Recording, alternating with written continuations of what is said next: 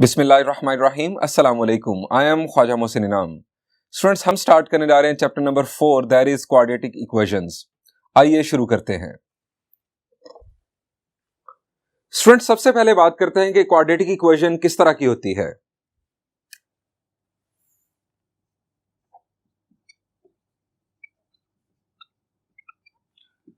An equation in x that can be written in the form। अब form क्या है? Form है ax square plus bx plus c is equal to 0, where a, b, c belongs to set of real numbers and a is not equal to 0। Students, हम यहां पर बात कर रहे हैं वन वेरिएबल क्वाड्रेटिक इक्वेशंस की। कोई जरूरी नहीं कि यहां पर x ही हो, यहां पर y भी हो सकता है, यहां पर z हो सकता है, यहां पर t हो सकता है, यहां पर u, v, आप कोई भी अपनी मर्जी का अल्फाबेट यूज कर सकते हैं। एक ऐसी इक्वेशन जिसे इस फॉर्म में लिखा जा सके, वेयर a, b और c, a है x स्क्वायर का कोएफिशिएंट, b है x का कोएफिशिएंट और c constant. a, b, c set of real number से बिलोंग करते हो और a 0 ना हो।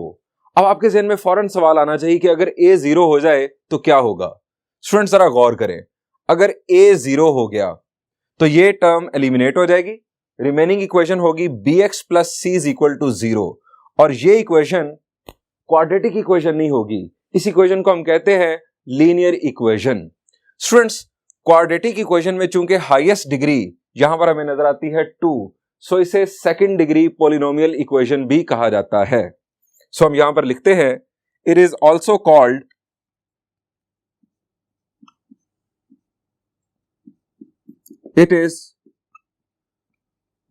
Called second degree polynomial equation. अब बात करते हैं इन कोएफिशिएंट्स की।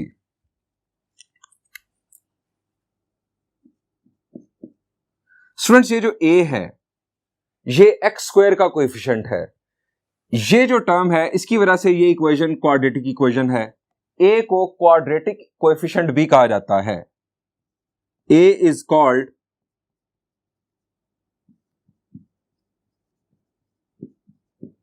Quadratic coefficient. स्टूडेंट्स, a का एक और नाम भी है, चूंकि ये हाईएस्ट डिग्री टर्म है और a उसका कोएफिशिएंट है, a को लीडिंग कोएफिशिएंट भी कहा जाता है। a इज ऑल्सो कॉल्ड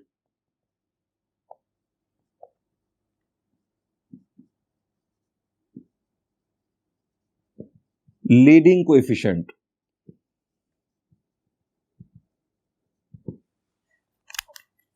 अब बात करते हैं b के बारे में। b जो है ये फर्स्ट डिग्री टर्म का कोएफिशिएंट है, सो इसे लीनियर कोएफिशिएंट कहा जाता है। b is called linear coefficient and c is called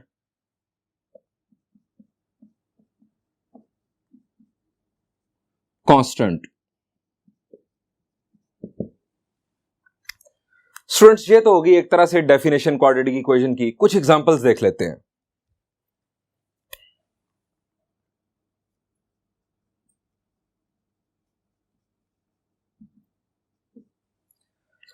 number 1,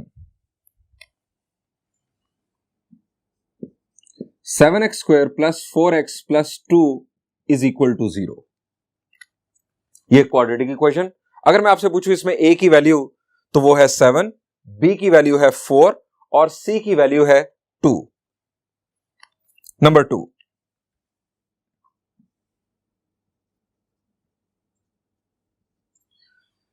three X square is equal to 0। Students, ये भी क्वाड्रेटिक इक्वेशन है। क्वाड्रेटिक इक्वेशन की बेसिक कंडीशन ये है कि एक्स स्क्वायर का कोएफिशिएंट 0 नहीं होना चाहिए। b 0 हो सकता है, c 0 हो सकता है। यहां पर जब मैं आपसे पूछूं कि a की वैल्यू क्या है, तो आप कहेंगे 3, और b की वैल्यू 0, c की वैल्यू भी 0। इस तरह की और बहुत सारी एग्जांपल्स आप कोट कर सकते हैं जिसमें a की वैल्यू 0 ना हो, b और c 0 हो सकते हैं। स्टूडेंट्स, हमें अब बात करनी है कि हम क्वाड्रेटिक इक्वेशन को डिस्कस क्यों करते हैं, इसको मैथ्स में इतनी इज्जत क्यों मिलती है कि इसके नाम पर एक चैप्टर ही रख दिया गया, क्वाड्रेटिक इक्वेशंस। आइए बात करते हैं why quadratic equations. Students, why quadratic equation में हम देखेंगे कि वो किस किस्म के प्रॉब्लम्स हैं जिन्हें सॉल्व करने के लिए क्वाड्रेटिक इक्वेशन हमारी हेल्प करती है। मैंने आपके लिए कुछ एग्जांपल्स यहां पर लिखी हैं। First example, a cyclist traveled 48 km at a uniform speed. Had he traveled 2 km per hour slower, he would have taken 2 hours more to perform the journey. How long did he take to cover 48 kilometers? एक cyclist 48 kilometres का सफर uniform speed से तय करता है। उसके बारे में बताया जा रहा है कि अगर उसकी स्पीड 2 किलोमीटर पर आवर कम होती, यानी उसकी स्पीड कम होती, तो उसे 2 घंटे ज्यादा लगते। डेफिनेटली अगर स्पीड कम होगी तो टाइम ज्यादा लगेगा। हमें मालूम करना है कि ओरिजिनली 48 किलोमीटर्स का सफर तय करने में उसे कितना वक्त लगा। स्टूडेंट्स, इस प्रॉब्लम को सॉल्व करने के लिए हमें हेल्प करेगी क्वाड्रेटिक इक्वेशन। एक और प्रॉब्लम देखिए, to do a piece of work A takes 10 days more than B, together they finish the work in 12 days. How long would B take to finish it alone? एक piece of work है जिसे 2 लोग perform कर रहे हैं, ए और B. ए के बारे में बताया जा रहा है कि वो बी से 10 दिन ज्यादा लेता है वो काम परफॉर्म करने के लिए अकेले। अगर वो दोनों इकट्ठे काम करें तो 12 डेज में काम खत्म कर सकते हैं। हमें मालूम करना है कि बी अकेला उस काम को खत्म करने में कितने दिन लेगा। स्टूडेंट्स, एक और एग्जांपल आपके साथ शेयर करूंगा। Third example, a man invest ₹100,000 in 2 companies. His total profit is ₹5,060. If he receives ₹1,980 from one company and at the rate 1% more from the other, find the amount of each investment. एक शख्स ने 100,000 rupees 2 companies में invest किए, उसे total profit मिला 5,060 rupees. अगर एक company से उसे 1,980 रुपीज प्रॉफिट मिला और दूसरी कंपनी से जो प्रॉफिट रेट है वो 1% ज्यादा है पहले वाली कंपनी से, तो उसने दोनों कंपनीज में कितनी अमाउंट इन्वेस्ट की? स्टूडेंट्स, मैंने आपके सामने सिर्फ 3 एग्जांपल्स रखी जो हम सॉल्व करेंगे एक्सरसाइज 4.10 में। स्टूडेंट्स, इन एग्जांपल्स को आपके साथ शेयर करने का मकसद यह है कि आप अंदाजा कर सकें कि क्वाड्रेटिक इक्वेशन की हमारी रियल लाइफ में कितनी एप्लीकेशंस हैं। स्टूडेंट्स, ये तो डायरेक्ट एप्लीकेशंस हैं क्वाड्रेटिक इक्वेशंस की। बाज इक्वेशंस ऐसी होती हैं जो क्वाड्रेटिक इक्वेशन नहीं होती, लेकिन उन्हें सॉल्व करने के लिए क्वाड्रेटिक इक्वेशन हमारी हेल्प करती है। इन इक्वेशंस को कहा जाता है equations reducible to the quadratic equation. Fourth use, to solve equations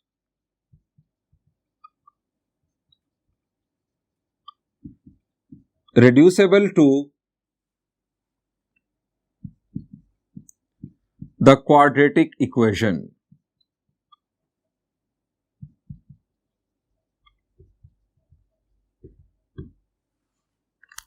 यानी कुछ तो डायरेक्ट एप्लीकेशंस है क्वाड्रेटिक इक्वेशंस की, कुछ इनडायरेक्ट हैं।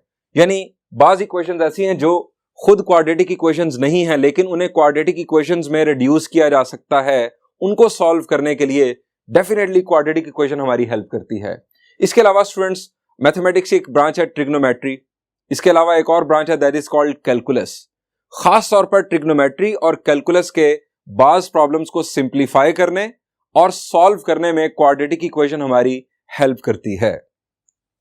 सो fifth use, to simplify and solve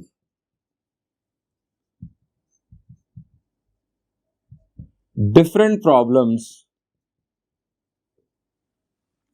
of trigonometry and calculus. और स्टूडेंट्स मैंने सिर्फ यहां पर ट्रिग्नोमेट्री और कैलकुलस का जिक्र किया, इनफैक्ट बहुत सारी साइंसेज में डिफरेंट प्रॉब्लम्स को सॉल्व करने के लिए quadratic equation vital role play करती है। सो क्वाड्रेटिक इक्वेशन को अगर आप अच्छी तरह समझ जाएं तो आने वाले डिफरेंट चैप्टर्स में आपको बहुत ज्यादा आसानी होगी। स्टूडेंट्स बात को आगे बढ़ाते हैं।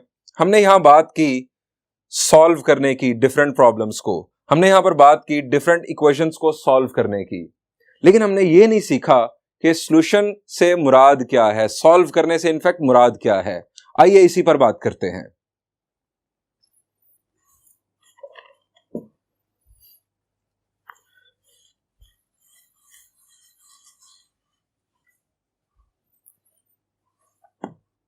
स्टूडेंट्स बात करते हैं what does it mean by solving a quadratic equation. To solve a quadratic equation we mean to find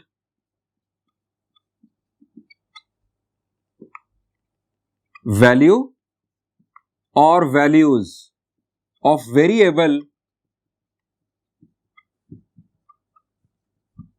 that will satisfy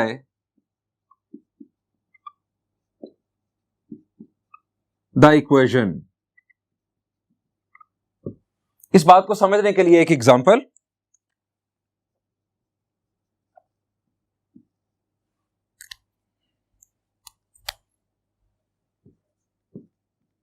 x square minus 4 is equal to 0। Students हमें वेरिएबल एक्स की एक ऐसी value चाहिए कि जो इस equation को satisfy कर दे। इक्वेशन को सेटिस्फाई करने से मुराद कि इसकी लेफ्ट साइड और राइट साइड इक्वल हो जाए। यहां पर राइट साइड पर है 0, एक्स की जगह पर क्या पुट करें कि लेफ्ट साइड 0 हो जाए। शाबाश जी, आपके जहन में फौरन आया होगा 2 पुट किया जाए तो लेफ्ट साइड 0 हो जाएगी। इसके अलावा कोई और नंबर? जी, -2 का स्क्वायर भी 4 होता है, -2 की सूरत में भी लेफ्ट साइड पर 0 आ जाएगा। सो 2 और -2 ये वेरिएबल की वो वैल्यूज हैं जो इक्वेशन को कर रही हैं सेटिस्फाई। इन दोनों वैल्यूज को हम कहेंगे solutions of this quadratic equation. ये इसके दोनों सॉल्यूशंस। स्टूडेंट्स जो वैल्यू वेरिएबल की इक्वेशन को सेटिस्फाई करती है उसे कहते हैं सॉल्यूशन, उसे रूट भी कहा जाता है। हम यहां लिखते हैं सॉल्यूशन इज ऑल्सो कॉल्ड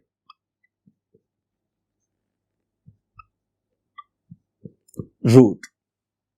यानी आपको कभी कहा जा सकता है कि इस क्वाड्रेटिक इक्वेशन के रूट्स फाइंड आउट करें, तो समझ जाइएगा कि आपको उस इक्वेशन को इनफैक्ट सॉल्व करना है, उसके सॉल्यूशंस फाइंड आउट करने हैं।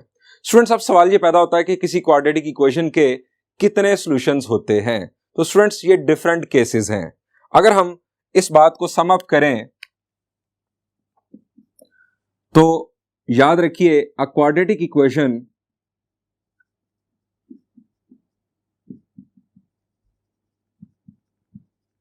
Has at most 2 solutions. ज्यादा से ज्यादा क्वाड्रेटिक इक्वेशन के 2 सॉल्यूशंस होते हैं। अब ज्यादा से ज्यादा मुराद क्या है, ज्यादा से इनफैक्ट क्या मुराद है, ये देख लेते हैं। नंबर 1,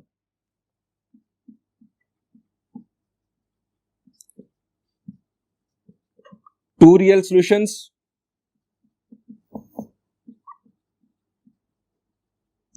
वन रियल सॉल्यूशन, और जब वन रियल सॉल्यूशन हो तो हम उसे कहते हैं कि वन रिपीटेड सॉल्यूशन। वही सॉल्यूशन 2 दफा कंसिडर होगा।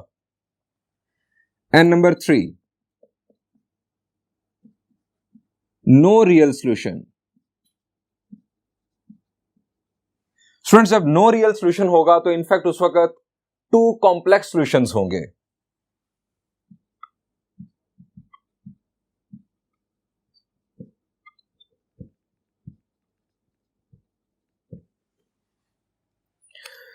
Students no real solution, 2 real solution या 1 रियल सॉल्यूशन से मुराद क्या है, यह हमें बात समझ आएगी ग्राफिकल मीनिंग ऑफ सॉल्यूशन से। ग्राफिकल मीनिंग ऑफ सॉल्यूशन समझने के लिए स्टूडेंट्स हम क्वाड्रेटिक इक्वेशन नहीं, हम क्वाड्रेटिक फंक्शन की बात करेंगे। अब क्वाड्रेटिक फंक्शन क्या है वो आपके साथ शेयर करता हूं। y is equal to a x square plus b x plus c और f of x is equal to ax square plus bx plus c, where a, b, c belongs to set of real numbers and a is not equal to 0 is called a quadratic function.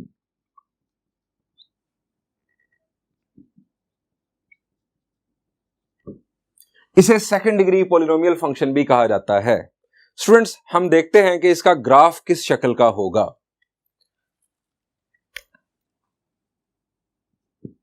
Number 1, if a greater than 0, ये leading coefficient जिसे हम quadratic coefficient भी कहते हैं, अगर ये positive हो, graph will be an upward parabola. And number 2, if a will be negative, a will be less than 0, graph will be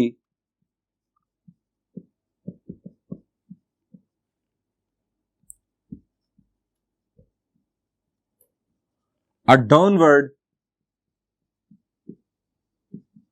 parabola. अब ये parabola शेप कैसी होती है, अपवर्ड और डाउनवर्ड से क्या मुराद है, आइए आपको बताता हूं। स्टूडेंट्स, ये हमारा XY प्लेन, सबसे पहले मैं आपको दिखाने जा रहा हूं अपवर्ड parabola। स्टूडेंट्स, ये है अपवर्ड parabola, यानी इसके दोनों एंड पॉइंट्स ऊपर की जानिब जा रहे होंगे। अगर a की वैल्यू पॉजिटिव होगी तो क्वाड्रेटिक फंक्शन का ग्राफ इस तरह का होगा, यानी अपवर्ड parabola, और अगर a की वैल्यू नेगेटिव होगी तो parabola डाउनवर्ड होगा, कुछ इस तरह से। स्टूडेंट्स, अब बात करते हैं कि सॉल्यूशंस का मतलब क्या है ग्राफिकली। स्टूडेंट्स, जहां पर यह parabola x एक्सिस को इंटरसेक्ट करता है, हम उस पॉइंट के x कोऑर्डिनेट को कहते हैं सॉल्यूशन। अगर ये 2 पॉइंट्स पर इंटरसेक्ट करेगा तो 2 रियल सॉल्यूशंस कंसीडर होंगे। अगर ये एक पॉइंट पर इंटरसेक्ट करेगा तो एक रियल सॉल्यूशन कंसीडर होगा, या एक रियल सॉल्यूशन रिपीटेड हम कहेंगे। इस सूरत में हम ये भी कहते हैं कि एक्स एक्सिस टेंजेंट होगा इस ग्राफ के लिए, इस कर्व के लिए। और अगर ये parabola एक्स एक्सिस को इंटरसेक्ट ही ना करे, ये अपवर्ड केस और ये डाउनवर्ड केस, अगर इंटरसेक्ट ही ना करे तो हम कहते हैं कि इस वक्त कोई रियल सॉल्यूशन पॉसिबल नहीं है। इनफैक्ट इस वक्त कॉम्प्लेक्स सॉल्यूशंस होंगे। स्टूडेंट्स, हमने बात कर ली कि ग्राफिकल मीनिंग ऑफ सॉल्यूशन क्या है। आइए अब क्वाड्रेटिक इक्वेशन को सॉल्व करने के डिफरेंट मेथड्स डिस्कस करते हैं।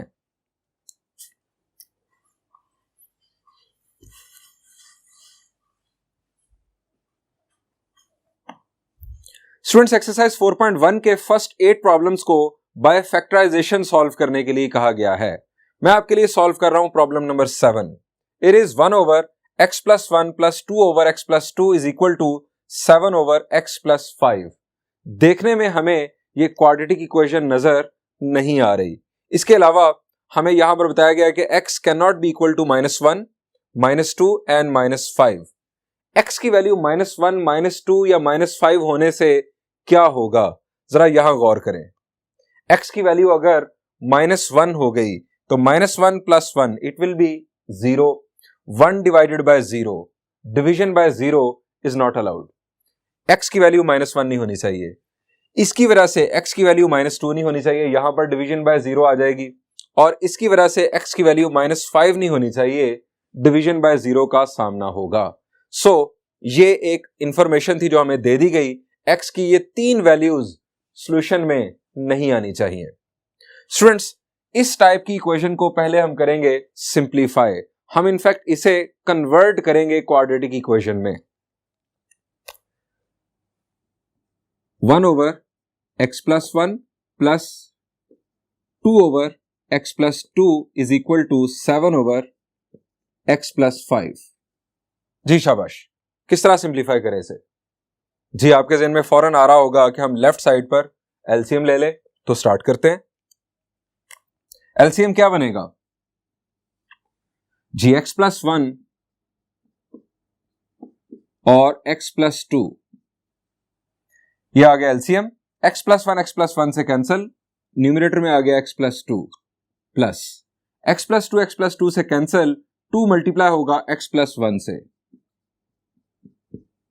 Is equal to 7 over x plus 5। अब इस न्यूमरेटर को सिंप्लीफाई कर लें, it will be x plus two plus 2 multiply होगा तो 2x plus two over x plus one into x plus two is equal to 7 over x plus 5। जी शाबाश। अब क्या करें जी, यहां पर न्यूमरेटर फर्दर सिंप्लीफाई हो रहा है, ये x 2x में ऐड होगा, इट विल बी 3x और 2 प्लस 2 हो जाएगा 4।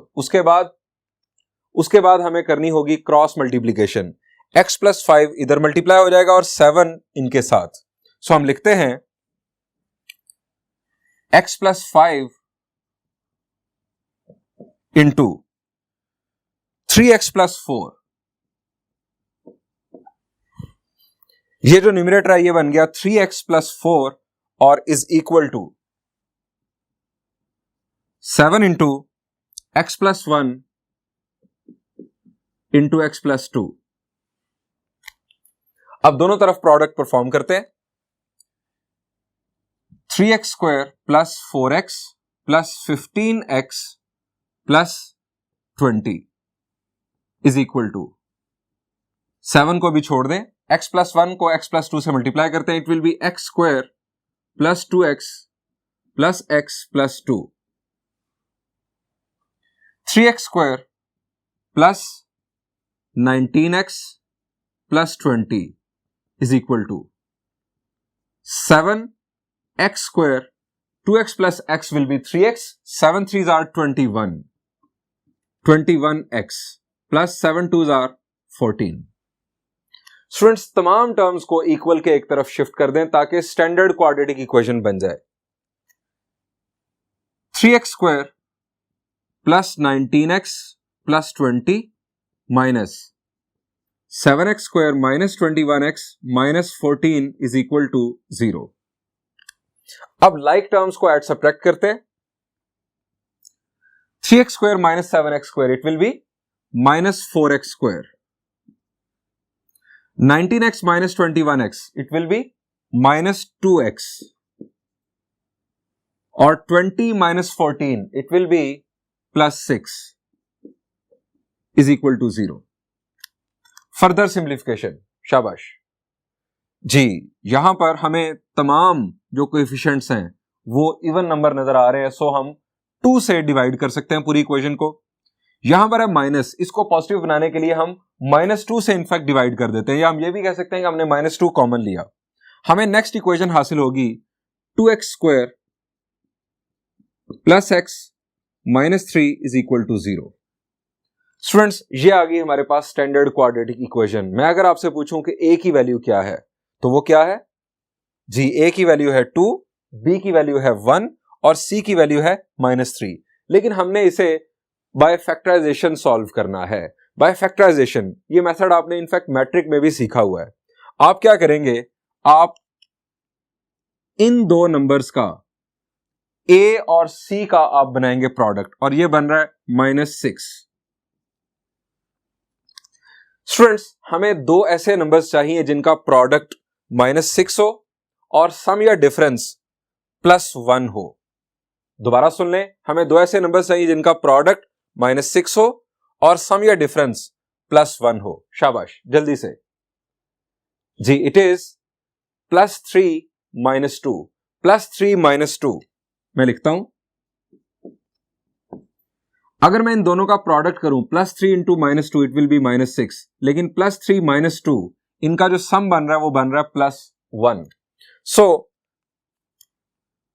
फैक्टराइजेशन की बुनियाद जो है वो पड़ गई यहां पर, और हम यहां लिखेंगे +3x -2x -3 is equal to 0। Middle term break करना इनफैक्ट फैक्टराइजेशन की बुनियाद है। अब यहां पर फर्स्ट 2 टर्म्स में से क्या कॉमन आ रहा है जी, शाबाश, इट इज x कॉमन, तो ये आ गया 2x + 3 और यहां पर -1 common, 2x plus 3 is equal to 0। ये एक फैक्टर आ गया हमारे पास x माइनस 1 और दूसरा फैक्टर आ गया 2x plus 3 is equal to 0। Students, हमें गिवन थी ये इक्वेशन जिसको हमने क्वाड्रेटिक इक्वेशन में कन्वर्ट किया। ये दो फैक्टर्स आ गए इस क्वाड्रेटिक इक्वेशन के। इन दो फैक्टर्स का प्रोडक्ट इनफैक्ट ये बन रहा है। जब भी दो या दो से ज्यादा फैक्टर्स का प्रोडक्ट इक्वल टू 0 हो तो आप हर उस फैक्टर को इक्वल टू 0 लेंगे जिसके अंदर अननोन मौजूद होगा। अब यहां पर दोनों के अंदर अननोन मौजूद है। अगर फर्ज करें यहां पर 3 लिखा हो तो हम 3 को इक्वल टू 0 नहीं ले सकते। क्यों? 3 0 के इक्वल हो नहीं सकता। x माइनस 1 0 के इक्वल हो सकता है, 2x प्लस 3 इक्वल टू 0 हो सकता है, क्योंकि इन दोनों का प्रोडक्ट 0 है। सो इन दोनों में से कोई एक जरूर 0 है, हो सकता है दोनों ही 0 हो। सो 3 यहां पर नहीं है, और अगर होता भी तो 3 को हम 0 के इक्वल नहीं ले सकते थे। यहां पर आप दो केसेस बना लेंगे, x minus 1 is equal to 0 और 2x plus 3 is equal to 0। यहां से x की वैल्यू आ गई 1 और यहां से x की वैल्यू आ गई 3, उधर जाके सब्ट्रैक्ट होगा और 2 डिवाइड करेगा इसे, -3/2। स्टूडेंट्स, हमें स्टार्ट पर बताया गया था कि x की ये वैल्यूज नहीं होनी चाहिए, हमारे पास नहीं आई। हमारे पास एक वैल्यू आई है 1 और दूसरी है -3/2। स्टूडेंट्स, इन दोनों सॉल्यूशंस को हम लिखेंगे सॉल्यूशन सेट की फॉर्म में। हम यह लिखेंगे hence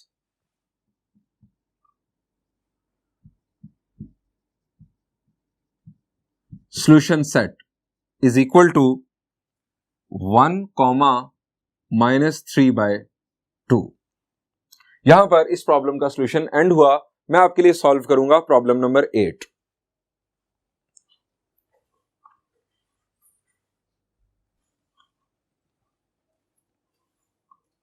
students, this is problem number 8। यहां पर x की वैल्यू 1/a और 1/b नहीं हो सकती। अगर x की वैल्यू 1/a हो जाए यहां पर तो a से cancel, 1 - 1 0, division by 0 is not allowed. और यहां पर अगर x की वैल्यू 1/b हो जाए तो b और b cancel, 1 - 1 0, division by 0 again not allowed. So याद रखिएगा कि x की वैल्यू 1/a और 1/b नहीं आनी चाहिए। अब इस प्रॉब्लम का सॉल्यूशन कैसे होगा? स्टूडेंट्स, बाज दफा फैक्टराइजेशन के लिए कुछ खास स्टेप्स परफॉर्म करने पड़ते हैं। इस प्रॉब्लम को किस तरह हम टैकल करेंगे जरा देखिए।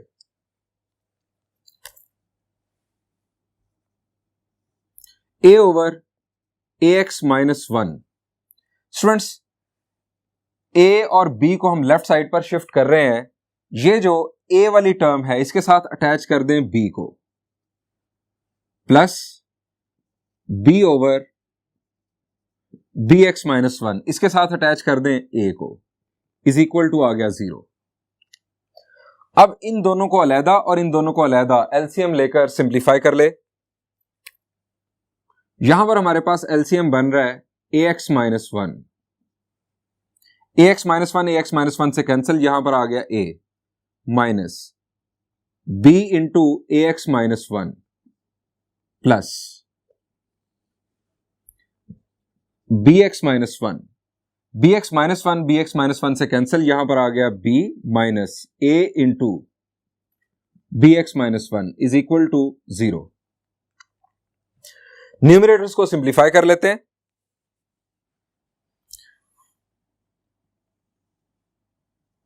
a minus abx plus b, abx plus b over ax - 1 plus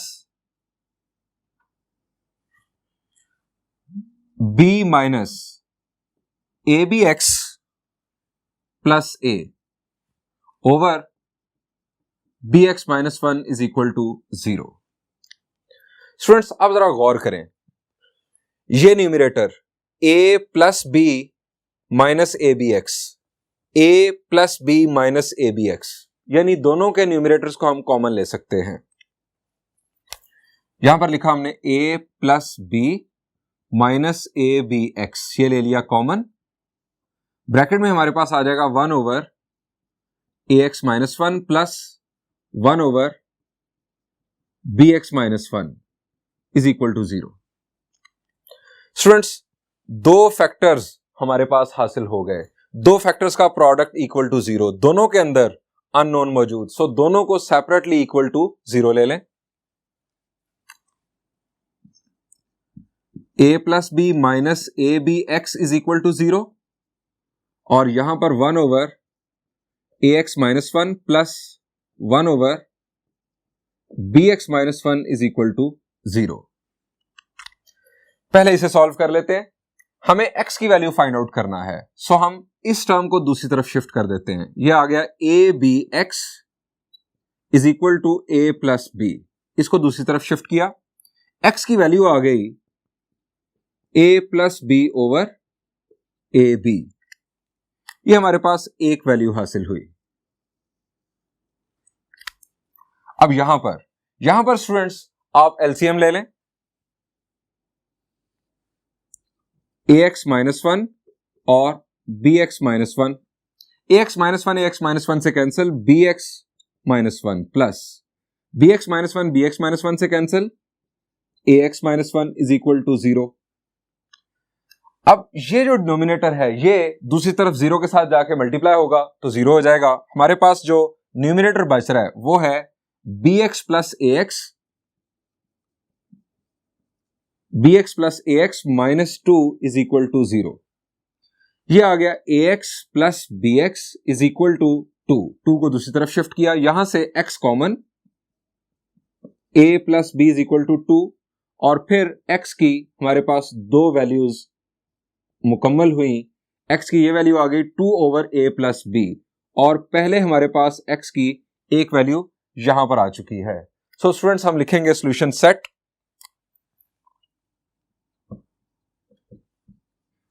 first value a plus b over a b और दूसरी value 2 over a plus b.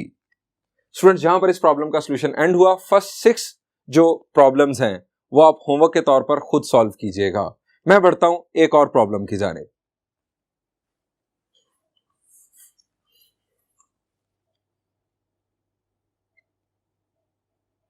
Students problem number 9 से लेकर प्रॉब्लम नंबर 14 तक हमें bye completing square method follow करते हुए problems को solve करना है। मैं आपके लिए सॉल्व कर रहा हूं problem number 14। Completing square method भी बहुत ही आसान है, जरा ध्यान से समझ लें। ये हमें है given equation 2x square plus 12x minus 110 is equal to 0। सबसे पहले तो ये देखें कि x स्क्वायर का जो कोएफिशिएंट है, जिसे लीडिंग कोएफिशिएंट भी कहा जाता है, जिसे क्वाड्रेटिक कोएफिशिएंट भी कहा जाता है, वो 1 है या 1 के अलावा कुछ और है। अगर 1 नहीं है तो उसे 1 बना लें। यहां पर x स्क्वायर का कोएफिशिएंट है 2, यहां पर होना चाहिए 1। अब 1 बनाने के लिए आप पूरी इक्वेशन को 2 से डिवाइड कर दें।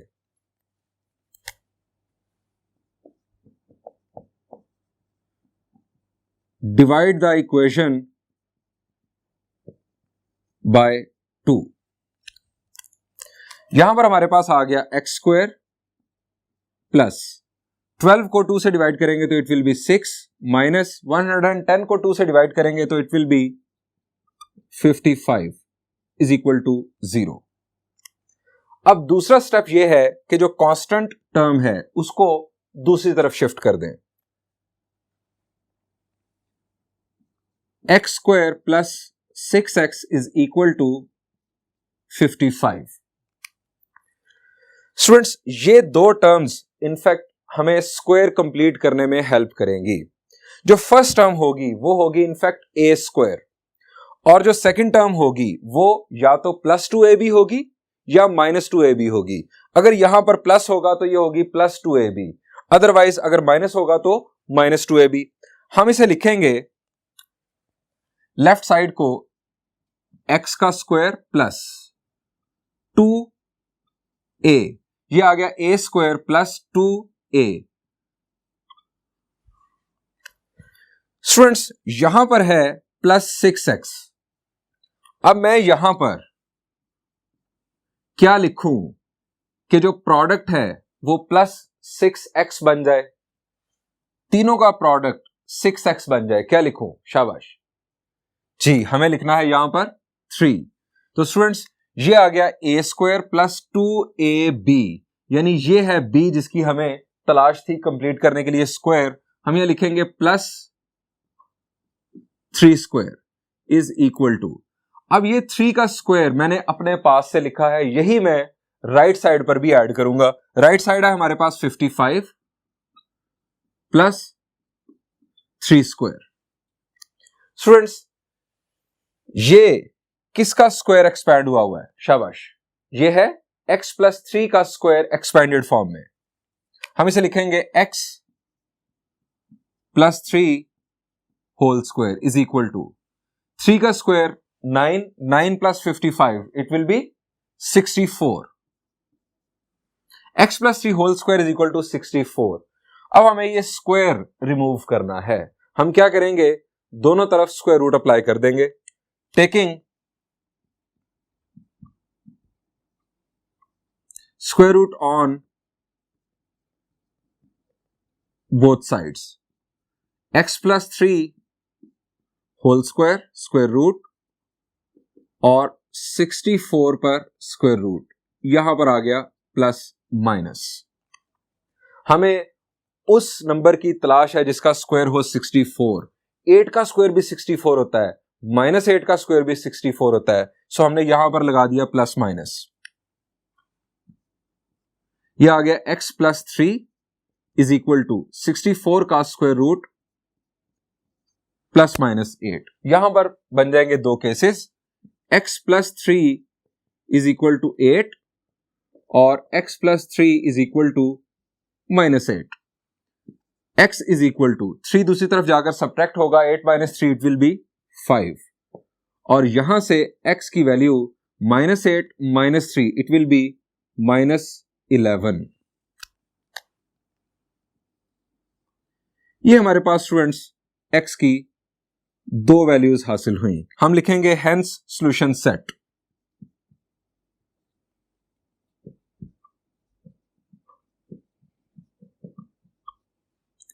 एक वैल्यू है 5 और दूसरी वैल्यू है -11।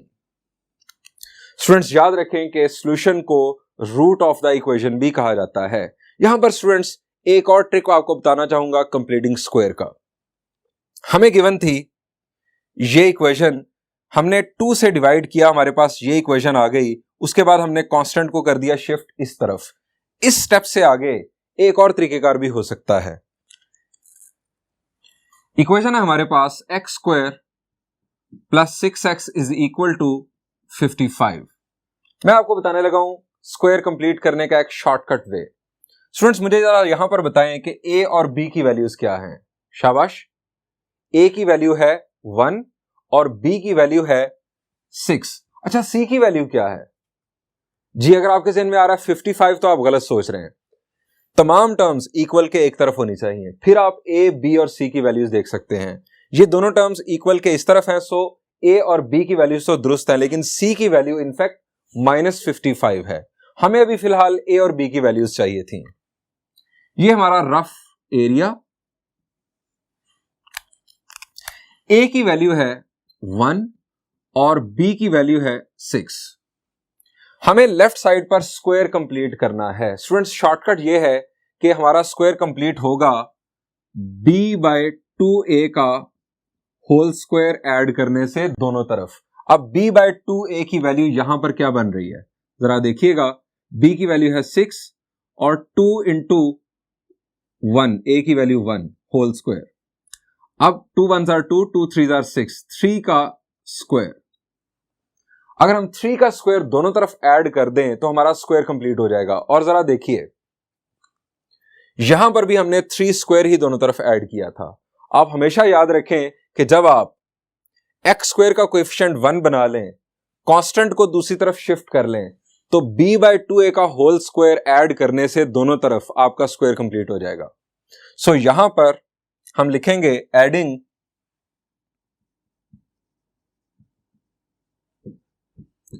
b/2a whole square that is 3 square on both sides. ये हमने रफ वर्क में इसको कैलकुलेट कर लिया। X square plus 6x plus 3 square is equal to 55 plus 3 square.